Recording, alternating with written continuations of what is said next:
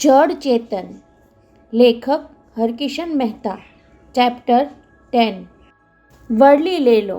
Taxi ડ્રાઈવરને સૂચના આપી યશોદાબેન હોઠ ભીડીને વિચારે ચડી ગયા. બાજુમાં બેઠેલો ચિંતન માતાના મુખભાવ નિરખતો એમના મનમાં ચાલતા વિચારોનો અણસાર પામવા મથી રહ્યો. થોડીવાર પહેલાં કોલેજનું એક્સ્ટ્રા લેક્ચર પતાવી હોસ્પિટલના ઇન્સેન્ટિવ કેરમાં ગોસ્વામી કાકા પાસે જતો હતો. ત્યાં દરવાજા પાસે જ યશોદાબેને તેને રોક્યો હતો. ચિંતુ, ચાલ મારી સાથે, કહેતા યશોદાબેન આગળ થયા અને પોતે ચૂપચાપ તેમની પાછળ હોસ્પિટલની બહાર નીકળ્યો હતો. કઈ તરફ જવું છે બા? ટેક્સી પાસે પહોંચ્યા ત્યાં સુધીમાં ધીરજ રહી ન હોય તેમ એણે માતાને પૂછ્યું હતું. તુલસીના સાસરીએ, કહીને યશોદાબેન ટેક્સીમાં ગોઠવાઈ ગયા હતા. ત્યાં મારું શું કામ છે? એવું કંઈક પૂછવાની ઈચ્છા રોકી રાખીને ચિંતને ટેક્સીમાં ગોઠવાઈ જવું પડ્યું હતું. માતાના ગંભીર મુખભાવ જોઈને ચિંતન સમજી ગયો કે કોઈક મહત્વની બાબતસર જજ સાહેબને ત્યાં જવાનું બન્યું છે. પણ એમાં શ્રીકાંતને બદલે મને શું કામ સાથે લઈ જાય છે? 2 મિનિટ પહેલાં ડૉક્ટર શ્રીકાંત હોસ્પિટલની લિફ્ટમાં મળી ગયા ત્યારે એ પણ બોલ્યા ન હતા કે મારે બાને લઈને એમને ઘેર જવાનું છે. બંને વચ્ચે માત્ર એક જ વાક્યની આપ-લે થઈ હતી. આજે તુલસીને કેમ છે? એ પૂછાના જવાબમાં શ્રીકાંતે કહ્યું, એઝ ઇટ વોઝ યસ્ટરડે. છેલ્લા 1 અઠવાડિયાથી તુલસીની તબિયત અંગેની પૂછાનો લગભગ એવો જ જવાબ મળતો હતો. હોસ્પિટલના ડૉક્ટર, નર્સ કે વોર્ડબોય દરેક વચ્ચે તુલસીની તબિયતની પૂછા અચૂક થતી અને પ્રત્યેક પાસે એનો એક જ ઉત્તર હતો, યથાવત, કોઈ સુધારો નથી. એવું કહેવાને બદલે જેમ છે તેમની તેમ કહેવામાં કદાચ ઓછો ખટકો લાગતો હશે. બા, તુલસીના સાસરીએ ફોન કરીને જાણ કરી છે? ના, આપણે અચાનક જઈ ચડવું છે. માતાનો જવાબ સાંભળીને ચિંતન ટટ્ટાર થઈ ગયો. વગર કહીએ જજ સાહેબને ત્યાં જવાનું એને અજુગતું લાગ્યું. રસ્તામાં ટેક્સી રોકી કોઈ દુકાનેથી ફોન જોડી પૂછી લેવાનો પ્રસ્તાવ મૂકવાનું એ વિચારતો હતો, પણ તેને બદલે બીજો પ્રશ્ન પૂછી લીધો, શ્રીકાંતને જાણ છે કે આપણે એને ઘરે? નહીં ચિંતુ, તારા સિવાય કોઈને જાણ નથી કે હું જજ સાહેબને મળવા જવાની છું. એના જવાબ પરથી ચિંતનને એટલું તો સમજાઈ ગયું કે માં કોઈ મક્કમ મનસૂબો કરીને પગલું ભરી રહી છે અને એકવાર મક્કમતા ધારણ કરી લીધા પછી એ પાછું પગલું ભરતી નથી. ગોળીથી ઠાર થયેલા પતિનો મૃતદેહ લઈને કસ્ટમવાળા ઘેર આવ્યા હતા ત્યારે સૌએ માની લીધેલું કે પતિની લાશ જોઈને મિસિસ મજમુદાર ચિત્કાર કરી ઉઠશે, પછાડી ખાઈ બેહોશ બની જશે. પરંતુ યશોદાબેને એવું કાંઈ જ બનવા દીધું ન હતું. 11 વર્ષના ચિંતુને એ દ્રશ્ય અત્યારે પણ એટલું જ તાજું હતું. પ્રાણ સમાપતિના પ્રાણ વગરના દેહને જોઈ ભીની થતી આંખોને એમણે દ્રઢ મનોબળથી કોરી કરી નાખી હતી અને કિશોર વયના પુત્રને પડખામાં લેતા કહ્યું, દીકરા મારા, આપણે શું ગુમાવી બેઠા છીએ એ હું જાણું છું. મોટો થઈને તું પણ સારી રીતે જાણી જઈશ. છતાં આપણા બેમાંથી કોઈએ રોકકડ કરવાની નથી. એમના મૃત્યુની અદબ રાખવાની છે. એમણે ફરજ બજાવતા પ્રાણ ન્યોછાવર કર્યા એ વાત યાદ રાખવાની છે. જિંદગીમાં ક્યારેક આપણે ફરજ બજાવવામાં પીછેહટ ન કરીએ એ જ એમનું સાચું તર્પણ કરવા બરાબર છે. અત્યારે ટેક્સીમાં તુલસીના સાસરીએ જતી વેળાએ માના મુખ પર કોઈ એવી ફરજ બજાવવાની દ્રઢતા ચિંતનને દેખાઈ રહી હતી. જે કામસર જઈ રહ્યા છીએ એના વિશે તમે મને કાંઈ કહ્યું નથી. ચિંતને ફરી માના વિચાર પ્રવાહમાં વિક્ષેપ પાડ્યો. ત્યાં ગયા પછી જે કાંઈ થાય તે મારે મૂંગા જોયા સાંભળ્યા કરવાનું છે ને બા? ત્યારે યશોદાબેને વિચારો ખંખેરીને પુત્ર તરફ લક્ષ આપવું પડ્યું. જતાં પહેલાં પોતે આટલા બધા ગંભીર થઈ જવાની જરૂર નથી એવો ખ્યાલ આવ્યો હોય તેમ એમના ભીડાયેલા હોઠ છૂટા પડ્યા. પુત્રને વિશ્વાસમાં લીધા વગર સાથે લઈ જવાનો શું અર્થ છે? ચિંતુ, તુલસીના અકસ્માતને આજે 1 અઠવાડિયું પૂરું થયું. સાંભળીને ચિંતનથી કાંડા ઘડિયાળમાં જોવાઈ ગયું. 4:45 વાગી ચૂક્યા હતા. હા બા, ગયા શુક્રવારે 4:45ના સુમારે અકસ્માત થયો હતો. અત્યારે 8 દિવસ ઉપર 1 કલાક થઈ ગયો. છતાં તુલસીના સાસરિયામાંથી કોઈ ખબર કાઢવા નથી આવ્યું, કહીને યશોદાબેન અટકી ગયા. વરલી નજીક આવી રહ્યું હતું છતાં ઝડપથી કાંઈ કહેવાનું ન હતું. મને થયું તો ખરું, તુલસી કે ગોસ્વામી કાકાની ખબર કાઢવા શ્રીકાંતભાઈના બા બાપુજી આવ્યા કેમ નહીં હોય? કેમ નહીં આવ્યા એનું કારણ તો સમજાઈ જાય એવું છે ચિંતુ. મોટા ઘરના માણસો પીછેહટ કરવા માંગે છે. તમને કોણે કહ્યું બા? આમાં કોઈના કહેવાની જરૂર નથી. યશોદાબેને હવે કહેવાની ઝડપ વધારી. ગોસ્વામીજીએ મનમાં તો સમજી ગયા છે, પણ મોઢેથી બોલતા નથી. રવિવારથી રોજ હું એમની પાસે બેસવા જાઉં છું ત્યારે અચૂક પૂછે છે, બેન, આજે તુલસીની ખબર કાઢવા કોણ કોણ આવ્યું હતું? પહેલાં 2 દિવસ તો થયું કે એ તુલસીના ભાઈ ભાભી ખબર કાઢવા આવ્યા હોય તો જાણવા માંગે છે, પણ મંગળવારથી મુકુંદ આવવા લાગ્યો છતાંય ગોસ્વામીજીની એ પૂરછા ચાલુ રહી ત્યારે એમના દિલનો વલોપાત સમજાઈ ગયો. પણ બા, ખબર કાઢવા ન આવવાનું કારણ જાણી લીધા છતાં એવું પૂછવા જવાનું યોગ્ય ગણાય? એમ તો સંબંધ બાંધીને ફરી જવાનું યોગ્ય ન ગણાય. માના બોલવામાં પડકારનો રણકો હતો. કદાચ જજ સાહેબને ત્યાં બોલાચાલી થઈ જવાનો તેને ફડકો પડ્યો. તુલસીના સંબંધ બાબત મા સાથે પોતાને આ રીતે જવું તેને અજુગતું લાગ્યું. બા, મારે બદલે તુલસીના ભાઈને સાથે લીધા હોત તો? પહેલાં મુકુંદને જ સાથે લઈ જવાનું વિચાર્યું હતું, કહી યશોદાબેને વરલીના ઉત્તમ એપાર્ટમેન્ટ્સની ઊંચી ઇમારતો દૂરથી જોતા ટેક્સી ડ્રાઈવરને સૂચના આપી, આગે યુ ટર્ન લેના. જી બહેનજી. સાંભળી લઈ યશોદાબેને ચિંતન તરફ લક્ષ્ય આપ્યું. મુકુંદને સાથે લઈ જવામાં એક જોખમ હતું. એ ગમે તેમ બોલી નાખે તો વાત વણસી જાય. એ વાત પણ સાચી. ચિંતને માના મંતવ્યમાં સૂર પુરાવ્યો. તુલસીના ભાઈની પ્રકૃતિ બહુ વિચિત્ર હતી. પત્નીથી દબાયેલો મુકુંદ બહાર બહુ જોરાવર દેખાવાની સાચી ખોટી તક અચૂક ઝડપી લેતો. બુધવારથી એ દાદર પિતાના ઘરમાં એકલો રહેવા આવી ગયો, કારણ કે પત્ની થોડા દિવસ માટે પિયર ગઈ હતી. પણ ઇન્સેન્ટિવ કેરમાં સારવાર લેતા પિતાને તો એણે એમ જ કહ્યું કે અન્નુને ન આવવું હોય તો કાંઈ નહીં, હું તો તમારી ચાકરી કરવા દાદર જ રહેવાનો. તુલસીના કેસમાં તેને કાંઈ ગતાગમ પડતી ન હતી, છતાં ડૉક્ટરો સાથે ચર્ચા કરવા આતુર રહેતો અને ન સમજાય એટલે ડૉક્ટરોનો માન મોભો જોયા વગર સંભળાવી દેતો. તમને લોકોને જ કેસમાં કાંઈ સમજ પડતી નથી, પછી મને શું સમજાવવાના? આવો મુકુંદ જજ સાહેબ સાથે ખાબડી પડે તો? શ્રીકાંતભાઈનું એ અપમાન કરવા જેવું થઈ જાય. તમને નથી લાગતું કે શ્રીકાંતભાઈને કહીને આપણે એમના ઘેર આવ્યા હોત તો વધારે સારું થાત ને? ચિંતને પૂછવા ન પૂછવાની ગળમથલ પછી પૂછી જ નાખ્યું. ટેક્સીએ યુટર્ન લીધો. ત્યાં સુધી ચૂપ રહી યશોદાબેને જુવાન પુત્ર સામે જોયું. થોડા દિવસમાં ચિંતન છોકરો મટીને પીઢ બની ગયો હોય એવું મહેસૂસ કર્યું. તુલસીની સગાઈ શ્રીકાંત સાથે થઈ ત્યારે એમને ભીતિ લાગેલી. તુલસી સાથે ચિંતનનો જીવ એટલો બધો મળી ગયો છે કે આ અણધાર્યા સંબંધની વાતથી પુત્ર વિહવળ બની જશે.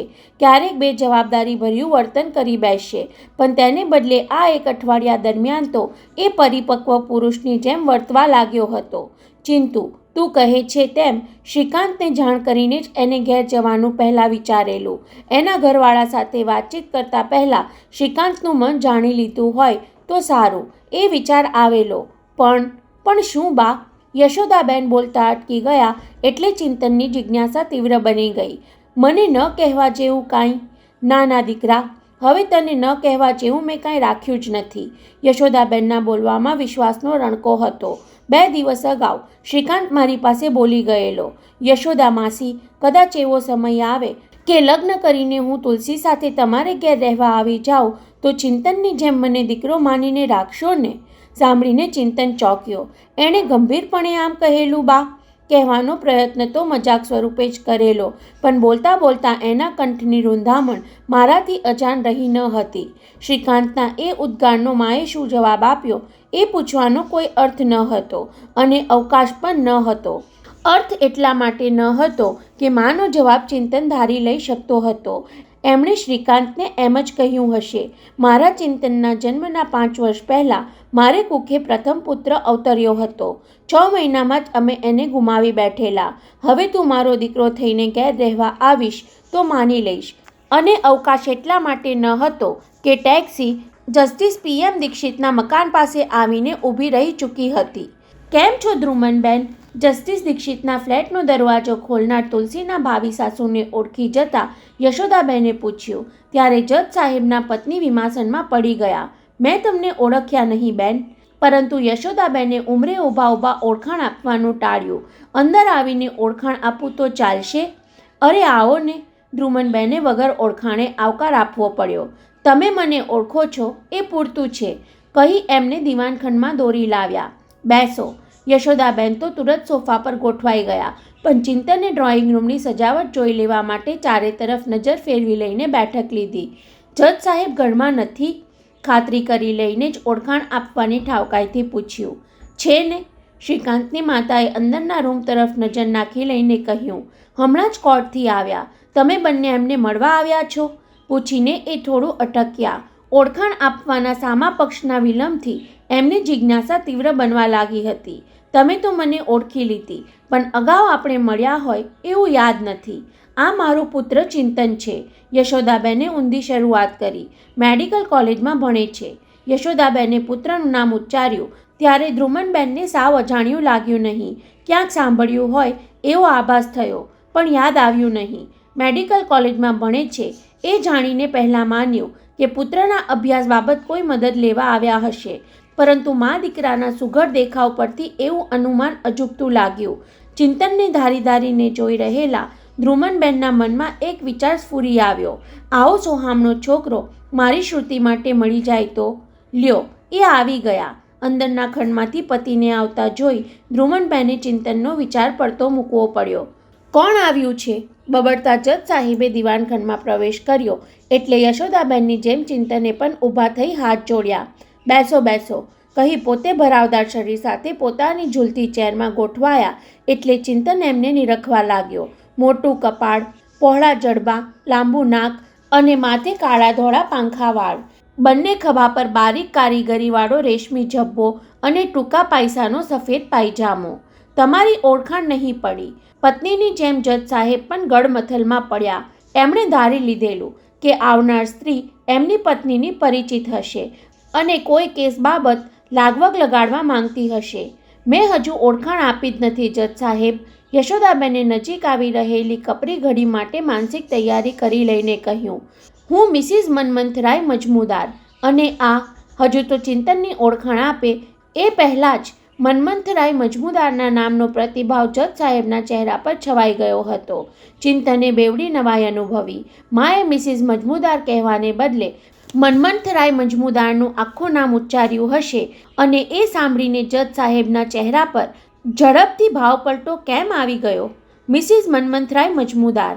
જાણે ઓળખાણ ન પડતી હોય તેમ અજાણ્યા થઈને યશોદાબેન સામે તાકી રહીને કાંઈક યાદ કરવાનો ડોળ કરતા રહ્યા, પરંતુ ખરેખર તો એમને બધું જ યાદ આવી ગયું હતું. આશ્ચર્ય એ વાતનું હતું કે આટલા વર્ષે એમને મારે ઘેર આવવાનું કેમ થયું. આ મારો સન છે ચિંતન. જાણે જજ સાહેબને બહુ વિચારવા દેવા ન માંગતા હોય તેમ યશોદાબેન બોલ્યા. મેડિકલ કોલેજમાં ભણે છે. કદાચ દીકરાની બાબતમાં કંઈક સહાય લેવા આવ્યા હશે. પત્નીની માફક જ જજ સાહેબે તર્ક તો કર્યો, પણ પછી પોતાનો તર્ક તકલાદી લાગ્યો. મજમુદારની વિધવા કોઈની સામે હાથ લાંબો કરે એવી ન હોય. છોકરો ચહેરે મોહરે એના બાપ જેવો દેખાય છે. સિદ્ધાંતનિષ્ઠ પિતાનો પુત્ર સ્વભાવે પણ બાપ જેવો હશે. હવે વધારે ઓળખાણ આપો.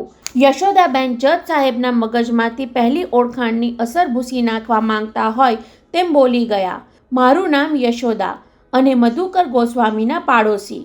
અને જસ્ટિસ દીક્ષિતની ઝૂલતી ચેર સ્થિર થઈ ગઈ. પતિ પત્ની બંનેના મુખ પર એ ઓળખાણે અણગમો ઉપસાવી દીધો. જજ સાહેબે કરડી આંખે પત્ની સામે જોયું, જાણે કહેતા હોય કે પૂરી ઓળખાણ પામ્યા પહેલાં એમને મારી સામે પેશ શું કામ કર્યા. ધ્રુમનબેન નીચું જોઈ ગયા. દૂર રહીને એક અઠવાડિયાથી જે ટાળતા રહ્યા હતા એ ઘડી હવે સામે આવી ગઈ. પહેલાં ઓળખાણ મળી ગઈ હોત તો અંદર જઈને પતિને સમજાવી આવત કે જોજો, બહુ સખ્તાઈ નહીં વાપરતા, ઠાવકાઈથી કામ લેજો. આમ તો આપણી મુલાકાત ગયા શુક્રવારે સવારે ગોસ્વામીજીને ત્યાં થવી જોઈતી હતી.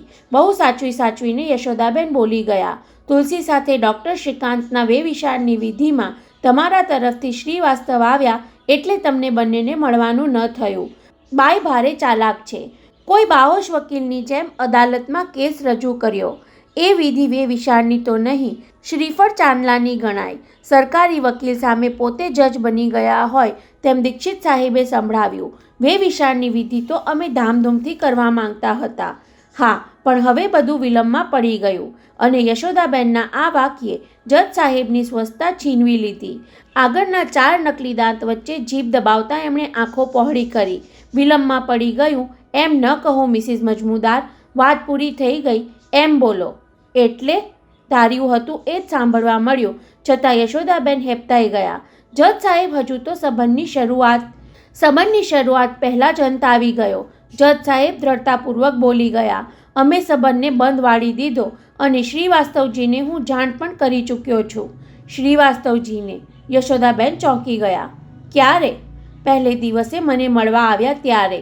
પણ જજ સાહેબ, તુલસી પહેલાં જેટલી જ પવિત્ર છે. આજીજીના સ્વરે યશોદાબેન બોલતા હતા. એ બિચારીને આમ તરછોડી ન દો. અને જજ સાહેબ, હવે ચિંતનથી બોલ્યા વગર રહેવાયું નહીં. તુલસીની તબિયતમાં સુધારો પણ જણાય છે. 2 દિવસથી એને મોંમાં નળી વાટે ખોરાક આપવાનું શરૂ કર્યું. થોડા દિવસ ખોરાકનું પૂરતું પોષણ મળશે એટલે શુદ્ધિમાં આવી. એ બધી તમારા લોકોની ભ્રમણા છે. જજ સાહેબે ચિંતનને અધવચ્ચે જ રોકી પાડ્યો. હવે એ છોકરી ક્યારેય ભાનમાં નહીં આવે. મેં એક્સપર્ટ ડૉક્ટરોનો અભિપ્રાય જાણી લીધો. કયા એક્સપર્ટ ડૉક્ટરનો અભિપ્રાય?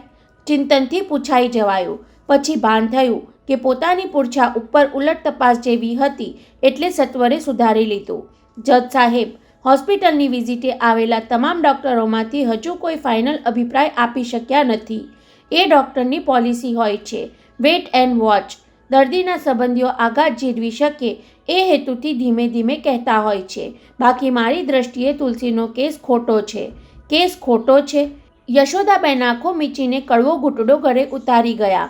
પોતાનો કેસ સાચો ઠરાવવા માટે આ ન્યાયમૂર્તિ તુલસીના કેસને ખોટો ઠરાવી રહ્યા છે. જજ સાહેબ, હું તો હાથ જોડીને આપને એટલું જ કહેવા આવી હતી કે તમારો નિર્ણય તુલસી ભાનમાં આવે ત્યાં સુધી મુલતવી રાખો તો. એ ક્યારેય ભાનમાં આવવાની નથી. જજને બદલે નિષ્ણાત ડૉક્ટર હોય તેમ સંભળાવ્યું. તમે બધા ભાનમાં બોલ્યા કરો છો, પણ તમને એટલું ભાન છે ખરું કે ભાનમાં આવશે તો પણ એ શાનમાં નહીં આવે. મગજની ચોટ એનું મગજ ચસકાવી દેશે. એ જીવતી રહેશે તો ગાંડી થઈને ઘરવાળાને ગળે વળગશે. ગાંડી? યશોદાબેનના મગજમાં રોષ ધૂંધવાયો. ચિંતનના દાંત પીસાયા. જજ સાહેબનું અપમાન કરીને ઊભા થઈ જવાની ઈચ્છા થઈ, પણ પોતે તોડવા નહીં સાંધવા આવ્યા હતા. અને તુલસી પોતાની નહીં, ગોસ્વામીની પુત્રી હતી. તમારા નિર્ણયની ડૉક્ટર શ્રીકાંતને જાણ છે ખરી? યશોદાબેનના આ પ્રશ્ને જજ સાહેબના ચહેરાનો ખુમાર ખંખેરી નાખ્યો. ઊંડો શ્વાસ લેતા એમણે પત્ની સામે જોયું. પત્નીએ નજર વાળી લીધી એટલે મા દીકરા સામે જોઈ લઈને એમણે કહ્યું, મારો ચુકાદો હંમેશા અફર હોય છે, અદાલતમાં તેમ ઘરમાં પણ. હવે યશોદાબેનના હોઠ ભીડાયા. ધારદાર નજરે જજ સાહેબને તાકતા રહ્યા.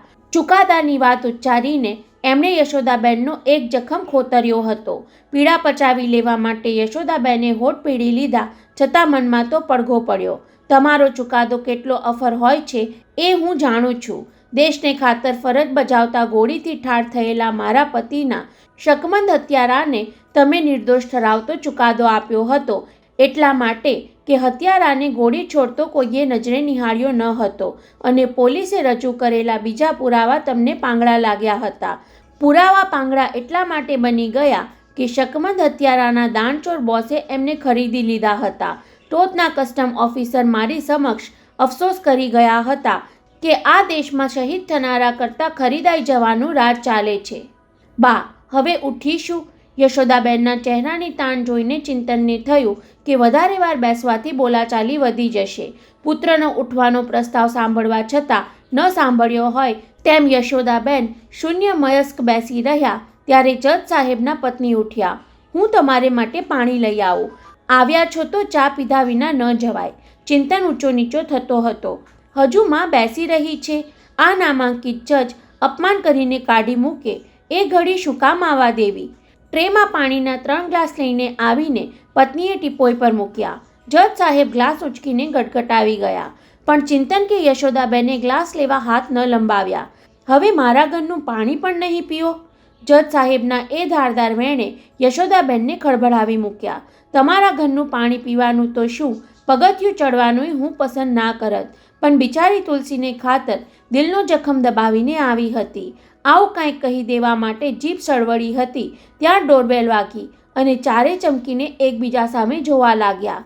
હું જાઉં છું, કદાચ શ્રુતિ આવી હશે, કહેતા જજ પત્ની ઊભા થયા. 2-4 ડગલા આગળ વધ્યા હશે ત્યાં કાંઈ યાદ આવ્યું. યશોદાબેન, તમને મારી એક વિનંતી છે. મારી પુત્રી આવી હોય તો એની હાજરીમાં આ વાત છેડતા નહીં. આ પ્રકરણને કારણે અમારા ઘરનું વાતાવરણ ડહોળાઈ ગયું છે. ભલે તમારી પુત્રીની હાજરીમાં કાંઈ નહીં બોલું કહીને યશોદાબેન વિચારમાં પડી ગયા. આ પ્રકરણને કારણે ઘરનું વાતાવરણ ડહોળાઈ જવાનો અર્થ શું થાય? એ જ કે પિતાનો ચુકાદો ઘરમાં બધાને માન્ય નથી. શ્રીકાંતના તુલસી પ્રત્યેના ભાવમાં કોઈ પરિવર્તન જોવા મળ્યું નથી અને તુલસીની નણંદ યુવાન છે એટલે કદાચ એ પણ પિતાનો વિરોધ કરતી હોય. હમણાં ઘરમાં મહેમાન બેઠા છે. જજ પત્ની દરવાજો ઉઘાડીને કહેતા સંભળાયા. ત્યાં આંગતુકનો અવાજ દિવાનખંડમાં પડઘાયો. હું અંદર નથી આવતી. મહેમાનને જોયા એટલે જ કાંઈ કહેવા આવી છું. જજ સાહેબના કાન સરવા થયા. પડોશી લલિતાબેનનો અવાજ પારખી એમની ભ્રમર તણાઈ.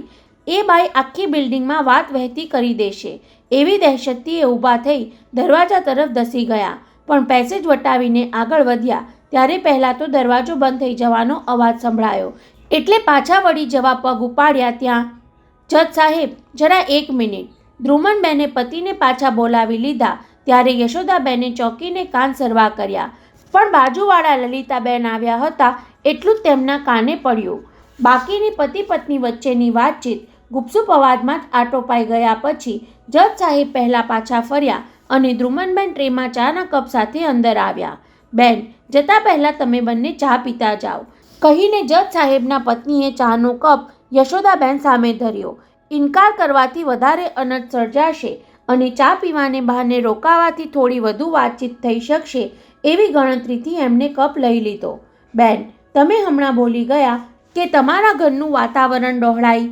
અમારા ઘરની તમે ફિકર ન કરો મિસિસ મજમુદાર. પત્નીને બદલે જજ સાહેબે અધીરા અવાજે સંભળાવી દીધું. તમે ત્યાંનું સંભાળી લો.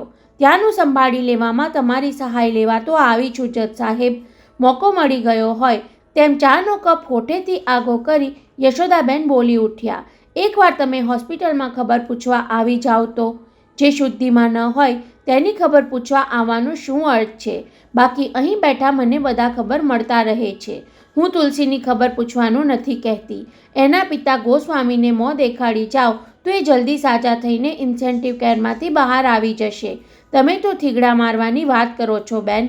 હાર્ટ પેશન્ટને સધિયારો આપવા આવીને હું એના મનમાં ખોટી આશા જગાડું અને પછી સાચી વાતની જાણ થાય ત્યારે એને ત્રીજો એટેક આવે એવું તમે ઈચ્છો છો? ચાના ઘૂંટ સાથે એમની કટુ દલીલ પણ યશોદાબેન ગળે ઉતારી ગયા. હું આપની પાસે થોડી હમદર્દી માંગવા આવી છું જજ સાહેબ. સાંભળીને ચિંતનને લાગ્યું કે માનો અવાજ ઉતરડાઈ રહ્યો છે અને પોતે સાવ મૂંગો બેઠો છે. એ કાંઈક કહેવા જતો હતો પણ યશોદાબેન ગળું ખંખેરીને કહેવા તૈયાર થઈ ગયા હતા. જજ સાહેબ તુલસી જેવી કન્યા દીવો લઈને શોધવા જતાં જલ્દી નથી મળતી. આંગણાના તુલસી ક્યારા જેટલી જે પવિત્ર છે તો પછી એ તુલસી ક્યારાને તમે તમારા આંગણામાં કેમ નથી લઈ જતા? જજ સાહેબને થોડીવાર પહેલાં બાજુવાળા લલિતાબેને આપેલી બાતમી તેમને કામ લાગી. આવું જ કંઈક કહેવાની તક શોધતા હતા. તમારો આ પુત્ર કુંવારો છે. એને તુલસી સાથે સારી દોસ્તી પણ હતી. તો પછી તમે તુલસીને તમારી પુત્રવધુ બનાવી લો ને. ચાના કપ રકાબી પકડેલો યશોદાબેનનો હાથ ધ્રુજી ઉઠ્યો. એમના ભીના હોઠ ભીસાયા, આંખો તણાઈ. જજ સાહેબનો પડકાર ઝીલી લેવા માટે તૈયાર હોય તેમ એ ટટ્ટાર થયા. પણ જજ સાહેબ હું શ્રીકાંતની માતા હોત અને મારા પતિ જીવતા હોત તો એની સામે માથું ઊંચકીને પણ તુલસીને મારી પુત્રવધુ બનાવત.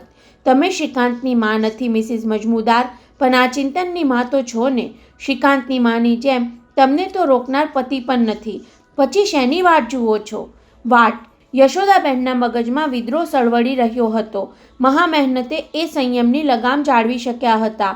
વાટ જોઉં છું તુલસીના ભાનમાં આવવાની. તો જિંદગીભર વાટ જોતા રહો. જજ સાહેબ હવે કટુતા છુપાવ્યા વગર બોલી રહ્યા હતા. ભાનમાં આવ્યા પહેલાં તમે એને પુત્રવધુ જાહેર કરો તો તમને સારા ગણું. જજ સાહેબ તમારી સલાહ માટે આભાર. આવેશમાં ઊભો થતો ચિંતન બોલી ઉઠ્યો. તુલસી ભાનમાં આવે કે નહીં પણ જે દિવસે તમારા પુત્ર શ્રીકાંત તમારી જેમ આવી હાલતમાં તુલસીને તરછોડી દેવા તૈયાર થશે એ દિવસે એ મિસિસ મજમુદારની પુત્રવધુ જાહેર થશે. જજ અને તેમના પત્ની કરતા ચિંતનનો પડકાર સાંભળી યશોદાબેન વધુ ચોંક્યા. ગર્વભેર એમણે પુત્ર સામે જોયું. પોતે કહી ન શક્યા એ દીકરાએ સંભળાવી દીધું. જજ સાહેબ તમે સાંભળી લીધું? ચાનો પોણો કપ પડતો મૂકીને ઊભા થતાં યશોદાબેને કહ્યું, હવે બીજી વાત પણ સાંભળી લો. તમારો શ્રીકાંત ક્યારેય તુલસીને તરછોડી દેવાનો નથી. તો એ જસ્ટિસ પી.એન. દીક્ષિતનો પુત્ર નહીં રહે. તો એ મિસિસ મજમુદારનો પુત્ર બની જશે જજ સાહેબ. એટલે તમે બાપ દીકરા વચ્ચે ફાટફૂટ પડાવવા આવ્યા છો? નહીં જજ સાહેબ, હું આવી તો હતી સાંધવા, પણ આવ્યા પછી ખાતરી થઈ ગઈ કે તમારા ચુકાદા એકતરફી જ હોય છે, અદાલતમાં તેમ ઘરમાં પણ.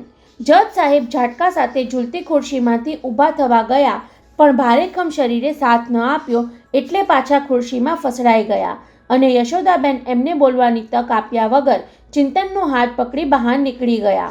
ધ્રુમનબેન તેમને લિફ્ટ સુધી મૂકવા જવાને બહાને દિલની વાત કહેવા માંગતા હતા, પણ એ બારણે પહોંચ્યા ત્યાં જજ સાહેબનો ઓર્ડર સંભળાયો. જેમને જાકારો આપવાનો હોય તેને વળાવવા ન જવાય. ખબરદાર, ઘરની બહાર નીકળ્યા છો તો. અને પત્નીના પગ લોહચુંબકની જેમ ઉંમરે જ ચોંટી ગયા. પિતાનો કરોડોનો વારસો પ્રાપ્ત કરવાનો સુરતનારાયણે હવે અંતિમ પ્રયાસ અજમાવવાનો હતો. પિતા જગતનારાયણના મૃત્યુને 8 દિવસ પૂરા થઈ ચૂક્યા હતા. પોતે મુંબઈ આવ્યાનો 6ઠ્ઠો દિવસ વીતી રહ્યો હતો અને દિલ્હીમાં એના પાછા ફરવાની વાટ જોવાઈ રહી હતી. શુક્રવારની રાત સિસ્ટર ગોસ્વામીના ઘરમાં વિતાવવાની ગોઠવણ પર થઈ ચૂકી હતી. પેલી ડિસોઝા બનાવટ કરીને 12,500 પડાવી ગઈ ત્યારે કહી ગઈ હતી કે તુલસી ગોસ્વામીના લોકર પર તો સોમવારથી પોલીસના સીલ લાગી ચૂક્યા છે. એટલે સુરતનારાયણે પોલીસને સાધ્યા વગર કોઈ વિકલ્પ રહ્યો ન હતો. પરંતુ એ પહેલાં તાજમહેલ હોટલ છોડીને ઓબેરોય હોટલમાં ટ્રાન્સફર થઈ જવાનું એને જરૂરી લાગ્યું. પેલી ડિસોઝા મારું ઠેકાણું જાણી ચૂકી છે. હવે હોટલ અને નામ બંને બદલી નાખવા જોઈએ.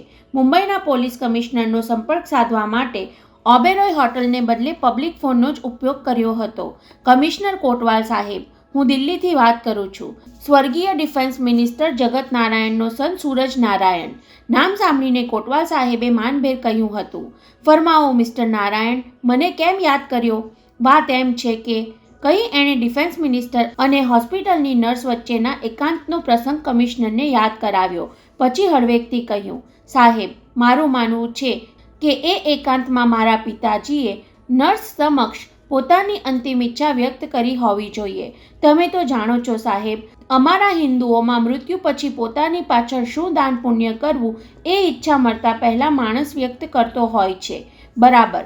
હવે જો પિતાએ આવી કોઈ ઈચ્છા દર્શાવી હોય તો એ પૂર્ણ કરવાની એમના એક પુત્ર તરીકે મારી ફરજ છે. પેલી નર્સને એમણે આ અંગેની સૂચના લખાવી હોય તો મારે એ જાણવું બહુ જરૂરી છે. પણ કમનસીબે બિચારી નર્સ એ ઘટના પછી અકસ્માતનો ભોગ બનીને બેહોશ પડી છે. મેં અહીંથી મુંબઈ હોસ્પિટલના ડીનનો સંપર્ક સાધ્યો હતો. હજુ એ ભાનમાં આવી નથી એમ ડીન સાહેબે કહ્યું અને એ પણ કહ્યું કે નર્સના લોકર પર પોલીસે સીલ માર્યું છે, એટલે એ બાબત મને એ લોકો કોઈ મદદ કરી શકે તેમ નથી. કરેક્ટ. તો પ્લીઝ કોટવાલ સાહેબ, તમે એ છોકરીની પર્સમાં આવા લખાણનો કોઈ કાગળ છે કે નહીં એટલું જાતે જોઈ આપશો.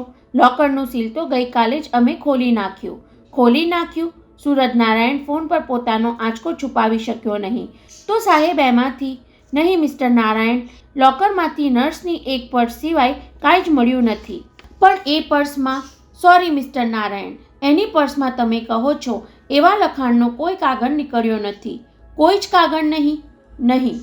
કહેતા એમણે થોભી જવા કહેલું. તમારા સંતોષ ખાતર પર્સમાંથી નીકળેલી ચીજ વસ્તુઓની યાદી તમને વાંચી સંભળાવું છું. કહી લિસ્ટ ખોલી ગયા હતા, જેમાં સુરતનારાયણને જેની તલાશ હતી એવા કાગળનો સમાવેશ ન હતો. કોટવાલે ભારપૂર્વક ઉમેર્યું પણ હતું, મિસ્ટર નારાયણ, એમાંથી કાગળની એક ચબરકી સુદ્ધા નીકળી નથી. Thank you. કહી ફોન મૂકીને સુરતનારાયણે ઉપર નીચેના દાંત વચ્ચે નીચલો હોઠ કરડી લીધો હતો. 5 દિવસ મેં જેની પાછળ વેડફી નાખ્યા અને જેને માટે પેલી ડિસોઝા મને મૂરખ બનાવી ગઈ, એ પર્સમાં મારી ચીજ જ ન હતી. એનો અર્થ એ કે છોકરી હોસ્પિટલમાંથી ઘેર ગઈ હતી ત્યાં ક્યાંક કાગળ સંતાડી આવી હશે. એના હાર્ટ પેશન્ટ પિતા ગોસ્વામીને ડીન શ્રીવાસ્તવે મને મળવા દીધો હોત તો એટલા દિવસમાં એ કાગળ સાથે હું દિલ્હી ભેગો થઈ ગયો હોત.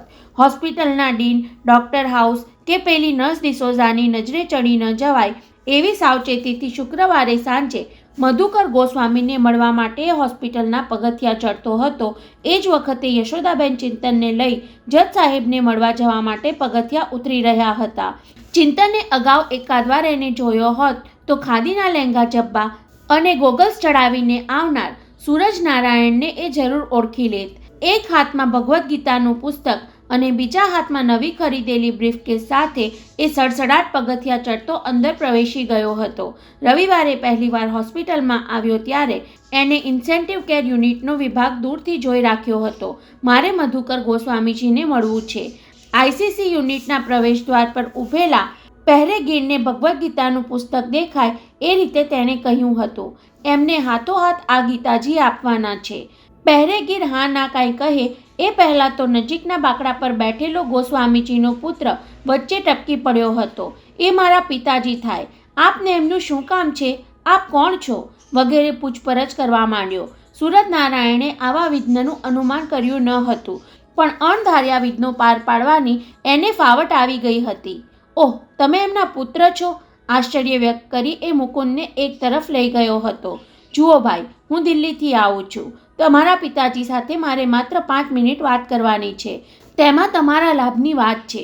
આ મારા અને તમારા બે વચ્ચે જ રાખજો, કહી પોતાની બ્રીફકેસ મુકુંદના હાથમાં સોંપી દીધી હતી. આમાં થોડું જોખમ છે. હું અંદર જઈને આવું ત્યાં સુધી તમે સાચવજો.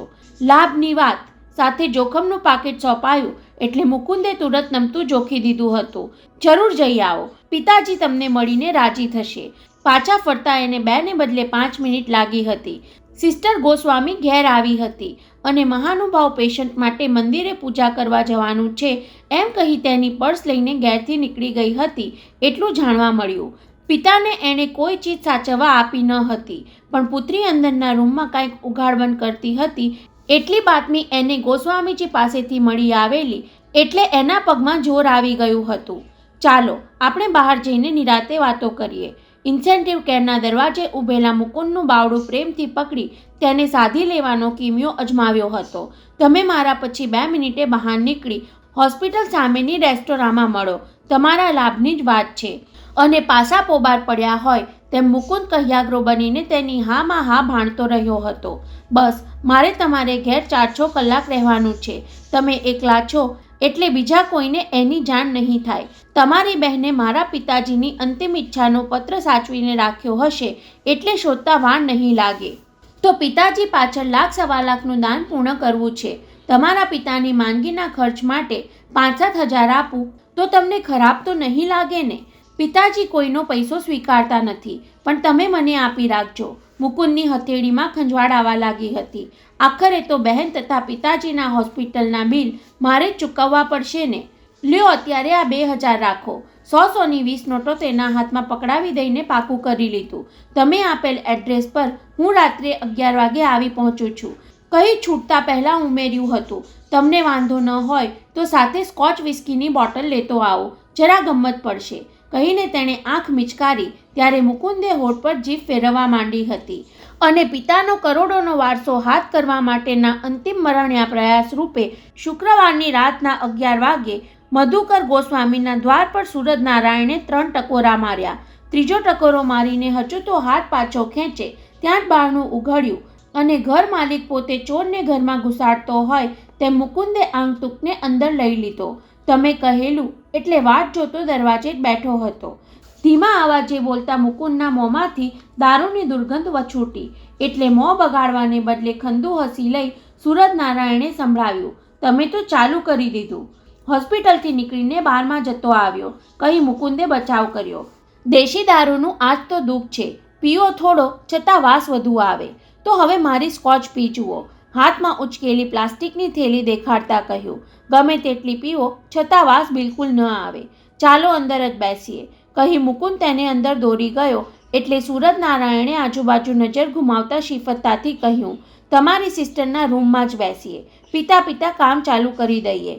તુલસીની સાંકડી રૂમમાં પ્રવેશ કરતી વખતે તેણે રોમાંચ અનુભવ્યો, પણ અંદર ગયા પછી અકળામણ થવા લાગી. અહીંયા તો ગરમી લાગે છે, તો સામેની બારી ખોલી નાખો, કહેતો મુકુંદ પલંગ પાસેની જાળીવાળી બારી ખોલવા જતો હતો, પણ સૂરજનારાયણે તેને રોકી પાડ્યો. રહેવા દો, રસ્તા પર પડતી બારી ખોલવામાં જોખમ છે. આપણે પંખા ચલાવી લઈશું. તમે જલ્દી 2 ગ્લાસ અને પાણી લઈ આવો. અબ ઘડી આવું છું, કહેતો મુકુંદ રસોડામાં ગયો એટલે એકલા પડેલા સૂરજનારાયણે રૂમનું નિરીક્ષણ કરવા માંડ્યું. પહેલી નજર પડી કાચ વગરના લોખંડના કબાટ પર. તેની બાજુમાં હતું જૂના જમાનાનું એક ડ્રેસિંગ ટેબલ. એક દિવાલ પાસે લોખંડનો પલંગ હતો અને સામેની દિવાલ પાસે લખવાનું ટેબલ, જેના પર થોડા પુસ્તકો ગોઠવીને રાખ્યા હતા. ચોથી ભીત પર નજર કરી તો બંધ પડેલું એલાર્મ ક્લોક અને તેની બાજુમાં શ્રીનાથજીની છબી ટીંગાતી દેખાઈ. એ અમારા વૈષ્ણવોના શ્રીનાથજી બાવા છે. ગ્લાસ, પાણી અને એક સ્ટૂલ લઈને રૂમમાં દાખલ થતાં મુકુંદે માહિતી આપી. અમારી ગોસ્વામી અટક પરથી તમે સમજી ગયા હશો કે આ ઘર ચુસ્ત વૈષ્ણવનું છે. પહેલી જ વાર આ ઘરમાં દારૂના ગ્લાસ ભરવાના છે, કહી પ્લાસ્ટિકની થેલીમાંથી સ્કોચની બોટલ કાઢી તેણે પોતાના જ ગ્લાસ ભરવા માંડ્યા. એની અધીરાઈ જોઈ સૂરજનારાયણને ફડકો પડ્યો. આ ઝડપથી પીને હોશ ગુમાવી દેશે તો ઘર ફેંદવાનું કામ બાજુએ રહી જશે. સ્કોચની મજા ધીમી ધીમી પીવામાં છે, કહેતો એ લોખંડના કબાટ પાસે પહોંચ્યો. મને લાગે છે પહેલાં આપણે આમાં જોઈ લઈએ. એની ચાવી ક્યાં? કહી એણે ચાવી માટે હાથ લંબાવ્યો ત્યારે સ્કોચનો સ્વાદ ચાખી લેવાની તાલાવેલીથી ચીયર્સ કર્યા વિના જ એક બે ઘૂંટ પી લઈને મુકુંદે કહ્યું, મારી બહેન પાસે એવી ક્યાં મિલકત હોય કે કબાટને ચાવી મારવી પડે? સાંભળીને સૂરજનારાયણના મનમાં પડઘો પડ્યો. મૂરખ, તારી બહેન પાસે ભલેને કાંઈ ન હોય, પણ મારો કાગળ જો અંદર રાખ્યો હશે તો બેવકૂફ, એ કરોડોની કિંમતનો છે. કબાટના વચલા ખાનામાં સાડીની થપ્પીઓ જોઈ સૂરજનારાયણે હળવા હાથે એની ઘડી ખોલવા માંડી. સ્ત્રીઓ મોટા ભાગે સાડીની બેવડમાં પૈસા સંતાડતી હોય છે, એ વિચારે તેણે શરૂઆત ત્યાંથી કરી. બે ચાર સાડી સાચવીને ખોલી જોયા પછી વિચાર બદલ્યો હોય તેમ કપડાની આખી થપ્પી ઊંચકીને પલંગ પર મૂકી. બેઠા બેઠા વધારે ફાવશે કહી મુકુંદ સામે જોયું તો એણે પહેલો ગ્લાસ પતાવી નાખ્યો હતો. મિસ્ટર, હું એકલો શોધખોળ કરતો રહીશ તો ક્યારે પાર આવશે? તમારે કામે લાગવું પડશે, કહી એને બીજો ગ્લાસ ભરતો રોક્યો. કબાટનું ખાનું તમે સંભાળો. ખાલી ગ્લાસ અને ભરેલી બોટલ તરફ નજર નાખી લઈ મુકુંદે કબાટ તરફ વળવું પડ્યું. તમને એક વાત કહેતા તો ભૂલી ગયો, આ કબાટમાં એક ચોરખાનું છે. સાંભળતા જ સાડીઓ પડતી મૂકી સૂરજનારાયણ ફરી કબાટ પાસે પહોંચી ગયો. ભલા માણસ, પહેલેથી કહેવું જોઈએ ને, ક્યાં છે ચોરખાનું? ખોલો જલ્દી.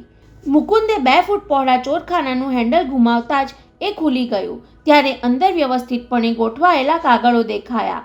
ઝાપટ મારી બંને હાથના પંજા વચ્ચે અંદરના બધા જ કાગળિયા દબાવી સૂરજનારાયણે પલંગના બિછાના પર પાથરી દીધા. મકાન ભાડાની રસીદો, ઇલેક્ટ્રિકના બિલ વગેરે કાગળિયા વચ્ચે પોતાને જોઈતો ચળકતો સફેદ કાગળ નજરે પડ્યો નહીં, એટલે અધીરાઈ ભેટ તેણે પડબીડિયા પર લક્ષ્ય કેન્દ્રિત કર્યું.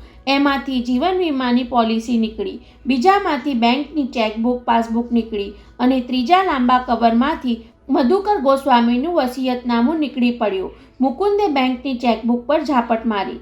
જોવા દે તો મારી ગેરહાજરીમાં બાપાએ કેટલા પૈસા ભેગા કર્યા છે, કહેતો એ ચેકબુક જોવા જતો હતો, પણ તેના શબ્દોએ સૂરજનારાયણને ચોંકાવી દીધો હતો. તમારી ગેરહાજરીમાં એટલે? તમે શું લાંબા સમયથી બહારગામ હતા? બહારગામ તો નહીં સાહેબ, પણ 3 વર્ષથી હું જુદો રહું છું. ત્યાર પછી 3 દિવસ અગાઉ પહેલી જ વાર આ ઘરમાં પગ મૂક્યો. સૂરજનારાયણથી નિસાસો નંખાઈ ગયો. 3 વર્ષથી ઘરમાં રહેતો નથી, એ જ મારા નસીબમાં ભટકાયો. એનો ભરોસો છોડીને મારે જ શોધખોળમાં લાગી જવું પડશે.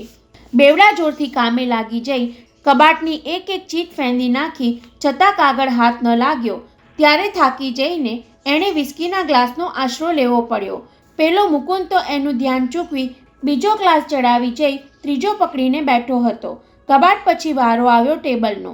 ટેબલના 3 ખાના બહાર કાઢી ચકાસી જોયા. નર્સિંગના લેસનની નોટબુકો અને ભણવાની થોડી ચોપડીઓ જોવા મળી. ટેબલ પર પડેલા પુસ્તકો જોવા લીધા તો સ્વામી વિવેકાનંદ, પૂજ્ય વલ્લભાચાર્ય, મહાત્મા ગાંધી વગેરે મહાપુરુષોના જીવન ચારિત્ર જોવા મળ્યા, પણ તેના પાનાઓ વચ્ચે પોતાના પિતાના ચારિત્રનું પ્રકરણ સંતાડેલું દેખાયું નહીં.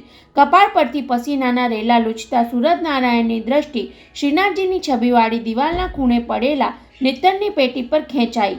આ પેટી શેની છે? સેવા પૂજાની. ઘેન ચડવા લાગ્યું હોય તેમ ડોલતી ડોકે મુકુંદને માહિતી આપી. એમાં અમારા ઠાકોરજીની છબીઓ સિવાય કાંઈ નહીં હોય. પહેલાં મારી બા સેવા કરતી, એ ગુજરી ગયા પછી તુલસી. હું જરા જોઈ તો લઉં, કહી સૂરજનારાયણે પેટી ઊંચકી લીધી ત્યારે મુકુંદે લથડતી જીભે ટકોર કરી. ખોલી જુઓ ને તમારે. બિચારા ઠાકોરજીને સ્કોચ વિસ્કીની સુવાસનો લાભ ક્યાંથી મળવાનો? પૂજાની પેટી વીખવાની મહેનત માથે પડી અને પછી મૂકવા માટે વાંકા વળેલા સૂરજનારાયણને લોખંડના પલંગ નીચે પડેલી પતરાની ટ્રંક દેખાઈ. ગોઠણભેર અંદર સરકી જઈ તેણે ટ્રંક બહાર ખેંચી એટલે મુકુંદ ટહુક્યો, એ મારી માની પેટી છે. દીકરીના લગ્ન માટે બિચારી સાચવીને સેલા સાડી મૂકતી ગઈ, પણ હવે મારી બહેનના લગ્ન થાય ત્યારે સાચા. કહેતા મુકુંદને પોક મૂકીને રડવાની તૈયારીમાં જોઈ સૂરજનારાયણે પેટી પડતી મૂકી તેના તરફ ધસી જઈને મુકુંદના પહોળા તથા મોઢા પર હાથ દાબી દેવો પડ્યો. બેવકૂફ, રડવા માટે તને અત્યારે જ મોકો મળ્યો, કહી વાંસો પંપાડીને ટાઢો પાડ્યો. બધા સારાવાના થઈ રહેશે. પતરાની ટ્રંક ફેંદી નાખ્યા પછી સૂરજનારાયણે ફરી પોરો ખાવો પડ્યો. હતાશા ખંખેરી નાખવા ત્રીજો ગ્લાસ ખાલી કર્યો ત્યાં સુધીમાં પેલો મુકુંદ પલંગને ટેકે માથું ઢાળીને ઘોરવા માંડ્યો હતો. સૂરજનારાયણના દાંત ભીસાયા. સાલો ઢળી પડ્યો. પછી આશ્વાસન લીધું, એ સૂતેલો જ સારો. જગાડીશ તો પાછો પીવા માંડશે અને પીશે તો ફરી પાછો પોક મૂકવાની ચેષ્ટા કરશે.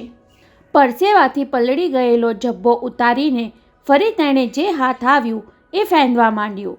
કલાક, 2 કલાક, 3 કલાક જળભરતની જેમ એ મજૂરી કરતો રહ્યો. વચ્ચે વચ્ચે બહાર કૂતરા ભસી ઉઠતા કે રસ્તા પરથી વાહન પસાર થવાનો અવાજ આવતો ત્યારે એ થથરી જતો. રાત્રે 3 વાગ્યે ઘરમાં કોઈના આવી ચડવાની કોઈ જ વકી ન હતી, છતાં જરા સરખો અવાજ સાંભળીને એ સમસમી જતો. તુલસીના રૂમની કોઈ ચીજ ફેંદવાની બાકી રહી નહીં ત્યારે નાસીપાત થઈને એ ભીતને ટેકે ફસડી પડ્યો. બેઠા બેઠા શ્રીનાથજીની છબી પર ધ્યાન ગયું.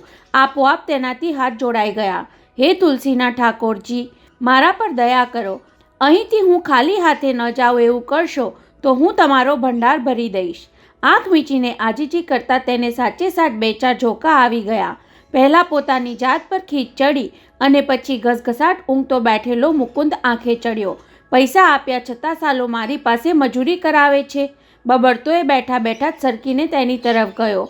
પાસે પડેલા કુંજામાંથી ખોબામાં પાણી લઈ એના મોં પર છાંટ્યું એટલે મુકુંદે ઝબકીને આંખો ઉઘાડી. શું થયું, શું થયું? તમારો માલ મળી ગયો? અરે બેવકૂફ, હજુ કાંઈ મળ્યું નથી. આખો રૂમ વેરણ છેરણ પડ્યો છે. એ કોણ સરખો કરશે? તમારે તમારું કામ પતાવીને જતા રહેજો ને, મુકુંદ જોકા ખાતા બોલ્યો. ફેંદાયેલું ઘર જોઈને સવારે કોઈ પૂછશે તો કહીશ કે રાતે ચોર આવ્યા હશે. અરે બેવકૂફ, સૂરજનારાયણે દાંત કચકચાવી તેના ખમીસનો કાટલો પકડ્યો. એવું બોલીને પોલીસનું લફરું કરતો નહીં. આ બધું કરવા માટે તો મેં તને માલ આપ્યો. માત્ર 2000 રૂપિયા જ આપ્યા છે સાહેબ. આંખો ખોલ્યા વગર જ હાથ લંબાવીને તેણે ઉમેર્યું. બાકીના 5 આપવાના હજુ બાકી છે. એ આપી દો કે તરત મારી ઊંઘ ઉડી જવાની. ડિસોઝાની જેમ આ પણ માથાનો મળ્યો. પોતાની જાતને બહુ શાણા સમજતા સૂરજનારાયણને હવે થયું કે આ રીતે ફાફા મારીને હું પોતે જ મૂરખ ઠરવાનો, પણ એ સિવાય બીજો કોઈ ઉપાય ન હતો. ફરી મનોબળ એકઠું કરીને તેણે ઘરના બાકીના ભાગમાં શોધખોળ આગળ વધારી. બેઠક ખંડ, ગોસ્વામીની સુવાની ઓરડી, રસોડાના વાસણ, અનાજના ડબ્બા, જે કાંઈ નજરે પડ્યું એ ચકાસી જોયું. શરીર પર સેવાથી નીચોવાઈ ગયું, પણ પેલો કોરો કાગળ હાથ ન લાગ્યો. બહાર પંખીઓનો કલરવ સંભળાવા લાગ્યો ત્યારે ચોકીને કાંડા ઘડિયાળમાં જોયું તો પરોઢિયાના 4:45 વાગી ચૂક્યા હતા. હતાશાનો પહાડ માથે પડ્યો હોય તેમ એની ગરદન ઝૂકી ગઈ. હવે ઘર છોડીને સરકી જવામાં જ સલામતી છે. કોઈની નજરે ચડી જતા પહેલાં બહાર નીકળી જવા માટે જબ્બો ચડાવીએ પગ ઉપાડતો હતો ત્યાં એની પીઠ પર અવાજ અફડાયો. બસ જાઓ છો? મુકુંદ નફટાઈથી હસતો કહી રહ્યો હતો. એમ ચોરની જેમ મને ઊંઘતો રાખીને ચાલ્યા જવાનું સારું ન કહેવાય. કહી નજીક આવી તેણે હાથ લંબાવ્યો. બાકીના 5000. સૂરજનારાયણને કાળ તો એવો ચડ્યો કે બંને પંજાથી એનો ટેટો પીસી નાખે, પણ લાચાર હતો. ચૂપચાપ 100-100ની 5 નોટોની થોકડી તેના લંબાયેલા હાથમાં મૂકી દેવી પડી. હજુ પણ મેં આશા છોડી નથી. વધારે લાલચ આપવાની ઢબે એણે સંભળાવ્યું. છેવટે તારી બહેન ભાનમાં આવશે ત્યારે કાગળ તો હાથ લાગવાનો જ. એ વખતે હજુ આના કરતાં વધુ માલ તને મળશે, એ યાદ રાખજે. તો હું એ દિવસની રાહ જોતો રહીશ, પણ અત્યારે તો દિવસ ઉગે એ પહેલાં ઘરમાં બધું ઠીકઠાક કરી નાખજે. આપણે ફરી મળીશું. ટટ્ટાર છાતીએ આવેલો સૂરજનારાયણ ઝૂકેલી કમરે ગોસ્વામીના ઘર બહાર નીકળી ગયો ત્યારે મુકુંદે તેની પીઠ પર ખંદુસ્મિત ફેંકી 100-100ની નોટ ગણવા માંડી. નાકા પર પહોંચી ઓબેરોય હોટેલ પહોંચવા માટે ટેક્સી પકડીને બેસવા જતો હતો ત્યાં છાપાનો ફેરિયો પસાર થયો. કુતૂહલ ખાતર ઇંગ્લિશ પેપર ખરીદી ટેક્સીને ઓબેરોય લઈ જવા માટે કહી એણે સમાચાર વાંચવા માંડ્યા. આમ તો સમાચારના મથાળા પર માત્ર નજર જ ફરતી હતી. મન પર તેનો કોઈ પ્રતિભાવ પડતો ન હતો. ઊંઘી ન જવાય એટલા ખાતર છાપું રાખ્યું ત્યાં ઊંઘ ખંખેરી નાખે એવું કંઈક વાંચવા મળ્યું. હોસ્પિટલની નર્સની હત્યાનો પ્રયાસ. ટટ્ટાર થઈ જઈ એક્સપ્રેસના પ્રથમ પાના પર વચ્ચોવચ્ચ છપાયેલા એક નાનકડા બોક્સ પર હત્યાના પ્રયાસનું મથાળું ઢાંકી અંદર લખ્યું હતું, મુંબઈ કસ્તુરબા ગાંધી હોસ્પિટલની નર્સ તુલસી ગોસ્વામી, જે 8 દિવસ પહેલા બળાત્કારના પ્રયાસનો ભોગ બની બેહોશ થઈ ગઈ હતી, તેની હત્યા કરવાનો હિચકારો પ્રયાસ આજે રાત્રે 11 વાગ્યાના સુમારે થયો હોવાના બિનસત્તાવાર સમાચાર જાણવા મળ્યા છે. સિસ્ટર ગોસ્વામીને સ્ટાફ માટેના સ્પેશિયલ રૂમમાં રાખવામાં આવી છે અને બહાર પોલીસનો પહેરો રહે છે. છતાં પણ કોઈક ભેદી કારણસર બેહોશ તુલસીની 5મા માળે આવેલી તેની રૂમની ઉઘાડી બારીમાંથી દાખલ થઈ તેને ઝેરનું ઇન્જેક્શન આપીને ખતમ કરવાનો નિષ્ફળ પ્રયાસ અજમાવવામાં આવ્યો હતો. હત્યારો બારી દ્વારા રૂમમાં પ્રવેશ કરવા જતો હતો. એ જ વખતે બેહોશ દર્દીની સરભરામાં રાખેલી નર્સ અચાનક જાગી જતાં તેણે ચીસ પાડી એટલે બારીમાંથી અંદર આવવા માંગતા માણસના હાથમાંથી ઇન્જેક્શનની સિરિંજ રૂમમાં પડી ગઈ અને હોહા થાય એ પહેલાં જ હત્યાના પ્રયાસ માટે આવનાર શખ્સ નાસી છૂટ્યો. ઇન્જેક્શનની સિરિંજમાંથી ઢોળાયેલા પ્રવાહીમાં પોઈઝન ભેળવેલું હોવાની શક્યતા નકારી કાઢવામાં આવતી નથી. એટલું વાંચવાની સાથે જ સૂરજનારાયણની આંખોમાંથી આંસુની ધાર વહેવા લાગી. હું જેના ભાનમાં આવવાની રાહ જોઉં છું એને કોઈ ખતમ કરી નાખવા માંગે છે, પણ શું કામ?